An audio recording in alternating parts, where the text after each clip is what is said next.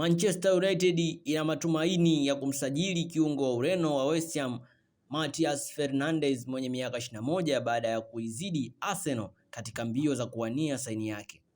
Newcastle United imefufua tena nia yake ya kumsajili kipa wa Manchester City na England James Trafford mwenye miaka 23, huku klabu hiyo ikiendelea kuimarisha kikosi chake cha makipa. Arsenal inafikiria kumsajili winga wa Uhispania Ander Barrenechea ambaye pia anafuatiliwa kwa karibu na klabu ya Tottenham. Leeds United na Liverpool zote zinaonyesha nia ya kumsajili beki wa kati wa Midtjylland na Korea Kusini Lee Han-bom mwenye miaka 23. Napoli, Monaco na Lyon pia zinamfuatilia mchezaji huyo. Brighton and Hove Albion imewasilisha ofa ya pound milioni 30 kwa ajili ya kumsajili beki wa Croatia Luka Vuskovic mwenye miaka 19 kutoka Tottenham Hotspur.